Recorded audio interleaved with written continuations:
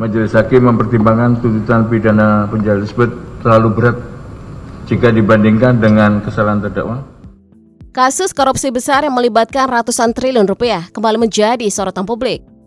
Vonis hukuman 6,6 tahun penjara untuk terdakwa Harvey Muiz, seorang pengusaha ternama sekaligus suami artis Sandra Dewi, menuai kritik keras.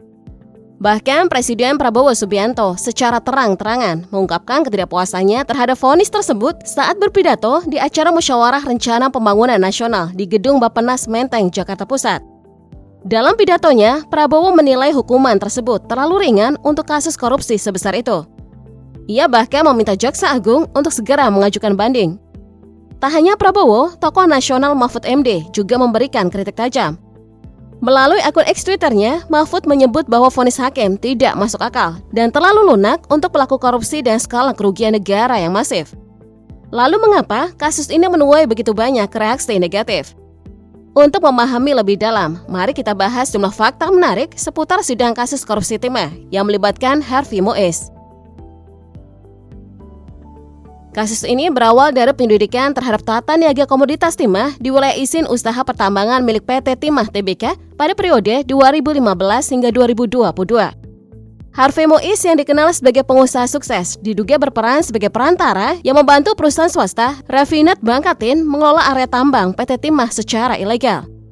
Penyelidikan yang dilakukan oleh Kejaksaan Agung mengungkap adanya praktik curang yang menyebabkan kerugian negara hingga mencapai angka fantastis, yakni 271 triliun rupiah.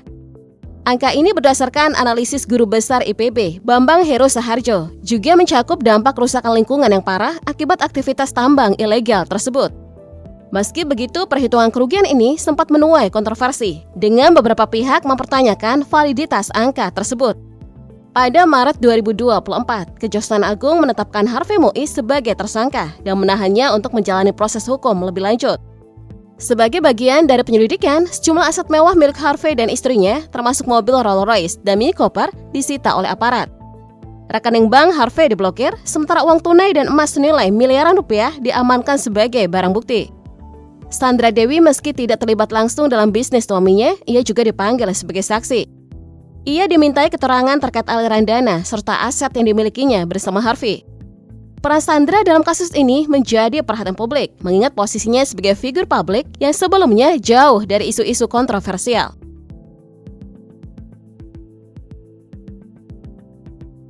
Setelah kasus ini bergulir cukup lama, akhirnya tiba saatnya hakim menjatuhkan vonis atas terdakwa Harvey Muiz.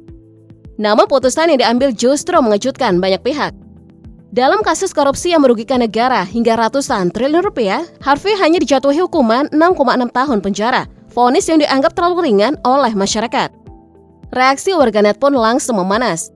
Tak butuh waktu lama, publik mulai menyelidiki sosok hakim yang menjatuhkan vonis tersebut.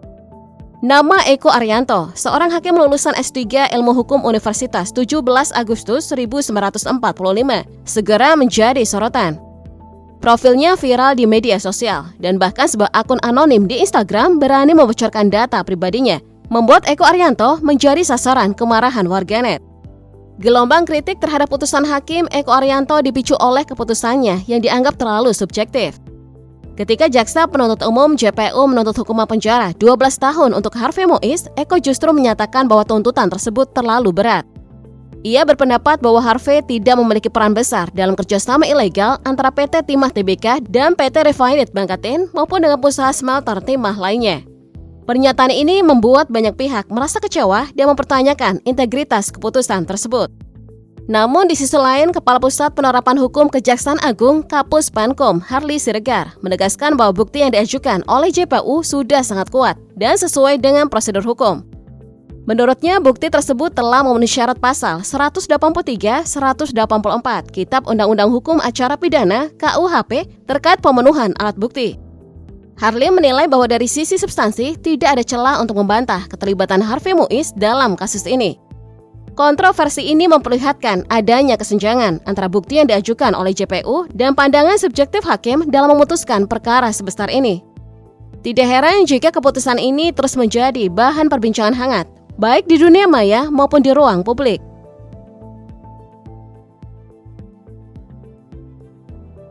Meski tuntutan jaksa penuntut umum JPU sudah dipertimbangkan dengan matang, Hakim Eko Arianto tetap bersikukuh bahwa hukuman yang diajukan terlalu tinggi.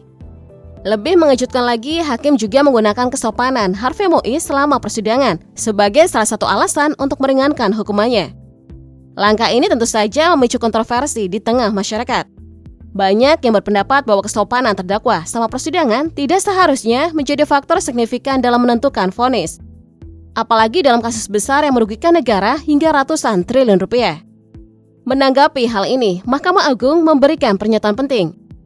Mereka menilai bahwa perlu ada revisi undang-undang untuk menghapus pertimbangan-pertimbangan subjektif seperti kesopanan dalam persidangan sebagai alasan meringankan hukuman. Usulan ini diharapkan bisa menjadi langkah awal untuk menciptakan sistem peradilan yang lebih adil dan transparan.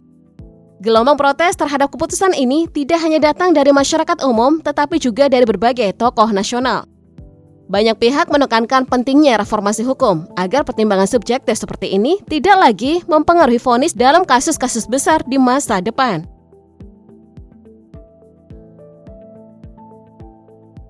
Sidang putusan Harvey Mois tidak hanya menuai kritik, tetapi juga menghadirkan sejumlah momen yang memancing emosi publik. Salah satu yang menjadi viral di media sosial adalah momen setelah hakim membacakan vonis.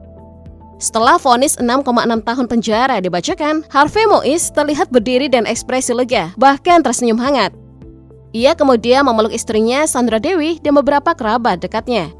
Momen ini mungkin terlihat wajar dalam konteks keluarga, tetapi yang membuat netizen geram adalah reaksi para hakim yang menyaksikan adegan tersebut. Kamera menangkap ekspresi para hakim yang terlihat tersenyum haru saat menyaksikan Harvey dan kerabatnya. Rekaman ini memicu gelombang kemarahan di dunia maya. Banyak yang merasa bahwa momen itu menunjukkan kurangnya rasa keadilan dalam sidang tersebut. Akibatnya media sosial dipenuhi dengan konten-konten kritis yang menyindir hasil persidangan. Video pendek, parodi gambar lucu, hingga meme-meme yang menyuarakan kekecewaan masyarakat mulai bermunculan.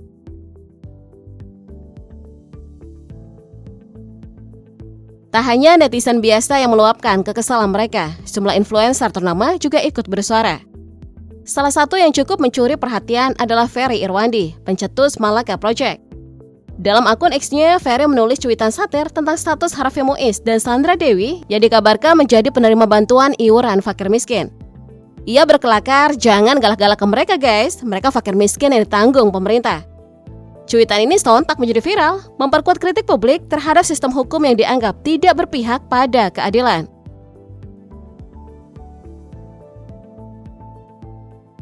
Vonis ringan terhadap Harvey Mois ditambah dengan berbagai momen kontroversial selama persidangan telah memicu gelombang kekecewaan yang luas. Kritik datang dari berbagai lapisan masyarakat, mulai dari netizen biasa hingga tokoh nasional dan influencer.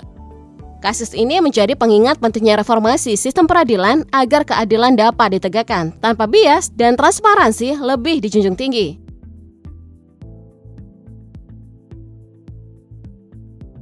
Lengkap sudah kritik yang dilayangkan terhadap sistem peradilan Indonesia.